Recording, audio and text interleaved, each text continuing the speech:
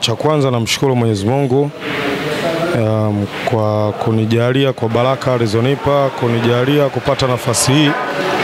Mimi kama mmoja ya wachezaji wengi hapa nchini Tanzania, kwa nafasi ya kipekee kabisa nikapata nafasi mimi ya kwenda kuiwakilisha taifa langu nchini China.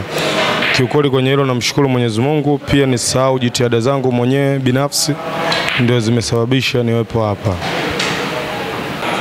Na maandalizi kusema kweli ndio kama unavyoona hivi hapa, tumejiandaa na tunajiandaa kamilifu. Kama unavyoona tupo kambini kwa ajili ya kufanya mazoezi, kwa sababu walioenda taarifa wanazo, walioenda wanafahamu. Kuna baadhi wa Tanzania wanafahamu kama huko tunapokwenda ni sehemu ambayo ina ushindani mkubwa. Kwa maana hiyo ukishaenda kwenye sehemu ambayo ina ushindani mkubwa, inatakiwa mwenyewe ujiandae kisaikolojia na ili mradi ufanye vizuri, yani Kwa maana hiyo tumejiandaa vizuri, tutajiandaa vizuri na imani Mungu atajalia tutaenda kufanya vizuri China.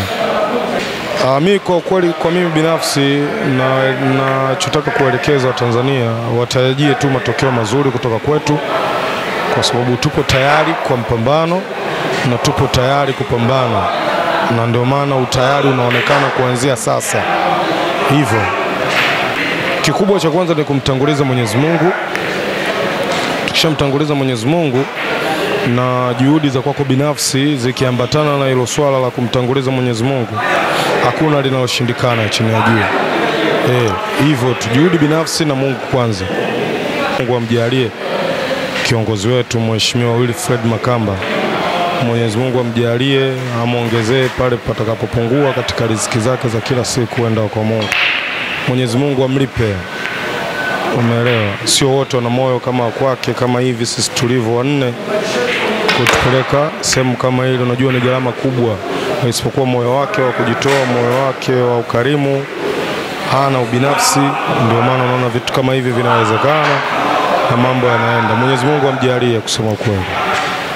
Mimi nikushukuru sana nikutakie safari njema, tuendelee kuzungumza ndivyo kuelekea China. Asante sana. Na mwisho wadau na marafiki wa hapa Dar es Salaam, lakini pia kutoka vijijini kule Morogoro. Ndio. Wengine walikuwa na jambo moja ama wawili ya kuzungumza nao kwenye safari yako ya kwenda.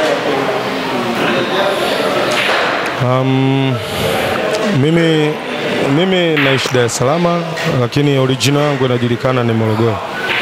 Kwa sababu mimi ni Mluguru, ila Mluguru wa Dar. Nimekulia Dar, nimezaliwa Dar, nimeishi Dar, maisha yangu yote Dar es Salaam. Lakini wale ndugu zangu wa Morogoro, nachoweza kuwaambia wacheze polo. Chezeni polo. Polo ni mchezo mzuri, sio mchezo wa kiuni. Chezeni polo. Ukishaamua kucheza polo, jitihada ukizifanya, matunda utayaona tu.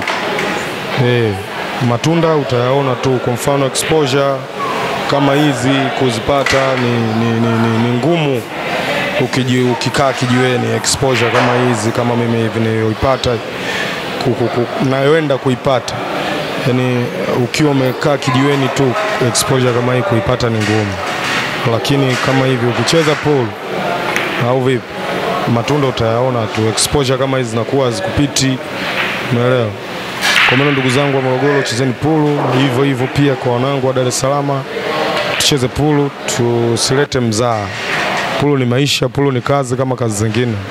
Mimi naendesha familia yangu mimi kupitia pool table.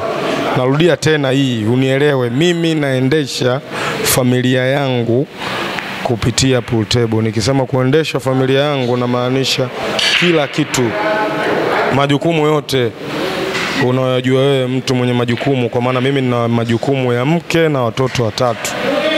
Wote maisha yao yanaenda kupitia pool table. Kwa maana hiyo tucheze pool.